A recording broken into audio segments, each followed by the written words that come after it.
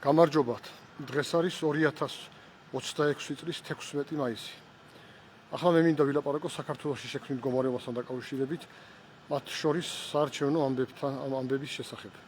მაგრამ სანამ გადავიდოდეთ დეტალურად საუბარზე, მოგიწოდებთ იმათ, ვისაც აქ ამ პლატფორმაზე, ამ აკაუნტზე ჩემი აქტიურობა საინტერესოდ მიგაჩნიათ, რომ იმ მიზნით, რომ უფრო ბევრ ადამიანს ჰქონდეს წვდომა ამ აკაუნტზე არსებულ მასალასთან, გამოიწეროთ, ანუ დააფოლოოთ ეს აკაუნტი, დასვათ მოწონებები, ანუ ლაიქები და გააზიაროთ.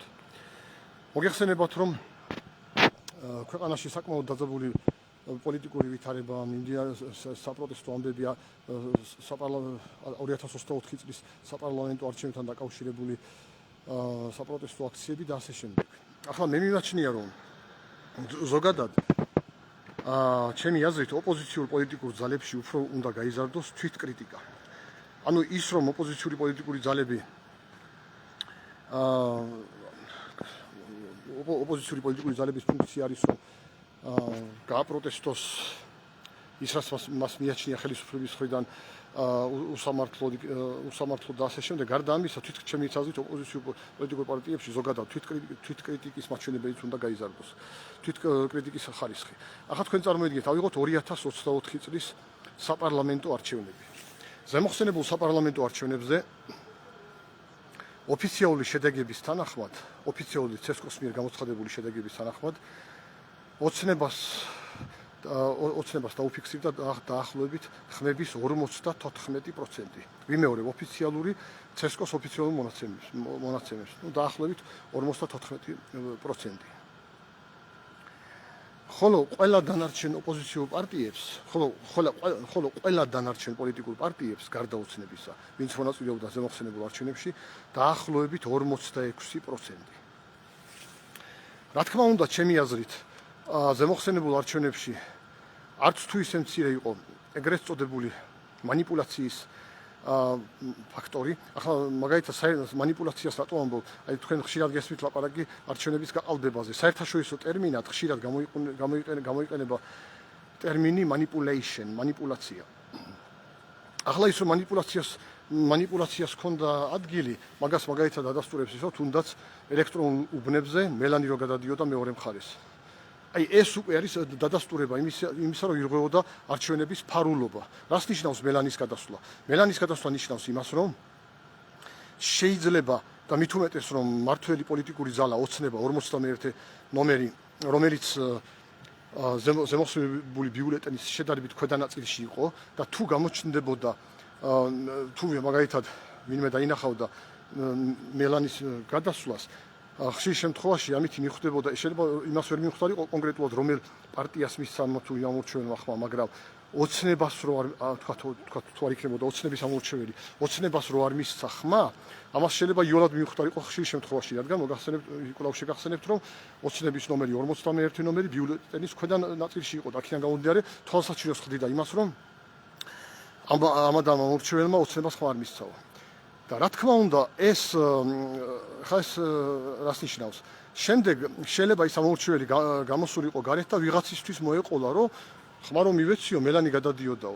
თქვათ და ამას შეიძლება ზოგიერთ ადამიანზე მოეხდინა გავლენა, რადგან ფაქტია, რომ ყოფილი საბჭოთა სივრცეში და მათ შორის საქართველოში, ზოგადად ის ფარულობა ეს საერთაშორისო ის არის, მაგრამ ისეთ ჰიბრიდული რეჟიმის სახელმწიფოებში, როგორც ოფიციალურად საქართველოს არაფერს არ ამბობ ავტორიტარული რეჟიმის სახელმწიფოებზე, მაგრამ თვით ჰიბრიდული რეჟიმის სახელმწიფოებშიც, როგორშიც ოფიციალურად საქართველოს საერთაშორისო მონაცემით, მათ შორის ეკონომისტის სიაში დემოკრატიის ინდექსის მიხედვით, სადაც საქართველოში დემოკრატიის ინდექსი შეფასებულია 4.36 ქულით 2025 წლის მონაცემებით და გადის ჰიბრიდული რეჟიმების შედარებით დაბლა ნაწილში და მხოლოდ 0.36% აშორებს, მხოლოდ 0.36 ქულა აშორებს 4 ქულისაგან, რომლის ქვეითაც უკვე ოფიციალურად ავტორიტარული სახელმწიფოების ჩამონათვალი იწყება ზემოხსენებულ სიაში.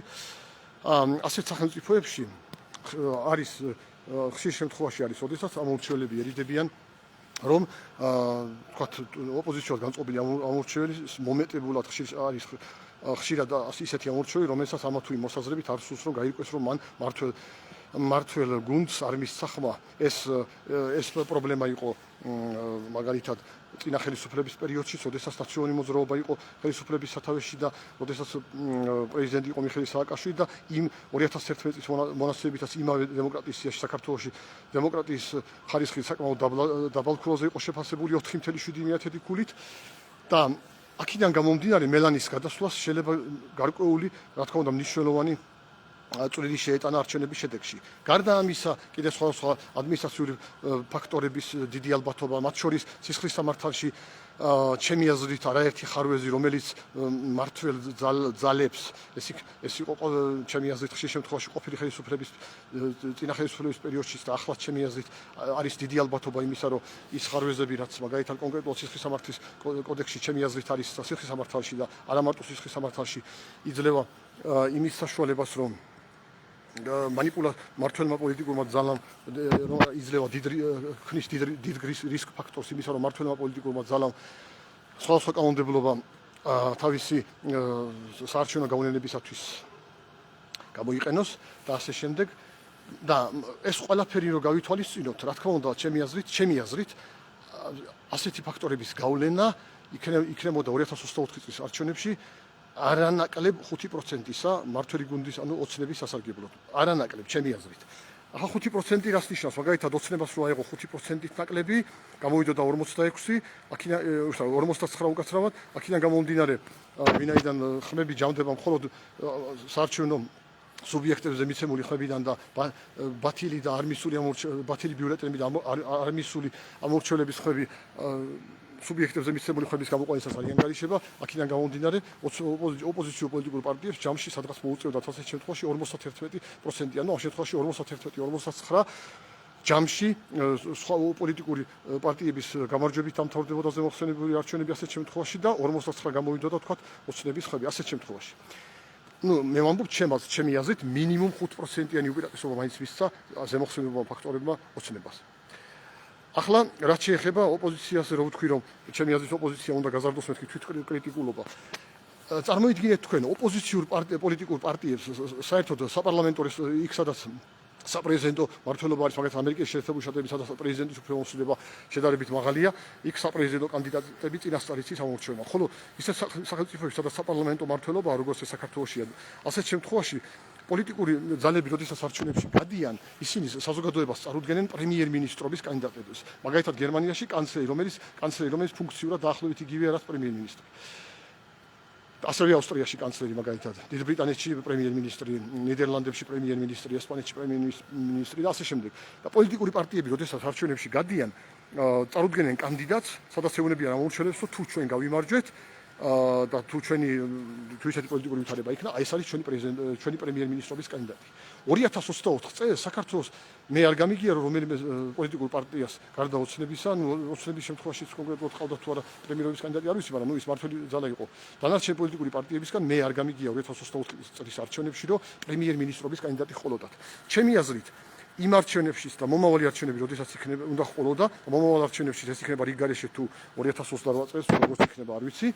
ჩემი აზრით პოლიტიკურმა პარტიებმა უნდა დააყენონ ან ერთიანი პრემიერ-მინისტრობის კანდიდატი, რომელსაც წარუდგენენ საზოგადოებას ჩვენი გამარჯვების შემთხვევაში, ეს იქნება ჩვენი კანდიდატიო, ან სხვადასხვა პარტიებმა უნდა დააყენონ ცალ-ცალკე, ან რამოდენიმე პარტიამ ჯგუფ-ჯგუფებად. მაგრამ პრემიერ-მინისტრობის კანდიდატის დაყენებაც, ახლა ისეთი პარტიის მხრიდან, რომელსაც სავარაუდოდ სხვადასხვა მონაცემებით დიდი ალბათობით 2-3%-იანი რეიტინგი აქვს, პირიქით შეიძლება უარყოფითი შედეგი გამოიწვიოს იმ პარტიის რეიტინგისთვის, იმიტომ რომ ასე ვთქვათ, შაყირის თემა შეიძლება გახდეს. ანუ მეტნაკლებად რეალისტური და მეტნაკლებად შედარებით მაღალი პოლიტიკური რეიტინგი მაინც უნდა გქონდეს ჩემი ერთ პარტიას, რომელიც პრემიერ-მინისტრობის კანდიდატს დააყენებს. მაგრამ მთლიანობაში ჩემი აზრით, რო ყოფილიყო პრემიერ-მინისტრობის კანდიდატი ან კანდიდატები 2024 წლის საპარლამენტო არჩევნებში, ჩემი აზრით ეს მინიმუმ 5%-ით მაინც მაღლა აწევდა დანარჩენი პოლიტიკური პარტიებზე მიცემული ხმების რაოდენობას, ხოლო ოცნებაზე მიცემული ხმების რაოდენობას ჩემი აზრით მინიმუმ 5%-ით დაბლა ჩამოწევდა. აი ეს არის ჩემი აზრით, ამ მიმართულებით უნდა იფიქრონ პოლიტიკურმა პარტიებმა, რომ საპარლამენტო არჩევნებში გასვლისას შესთავაზონ ამორჩევებს პრემიერ-მინისტრობის კანდიდატი ან პრემიერ-მინისტრობის კანდიდატები. კარგად ბრძანდებოდეთ.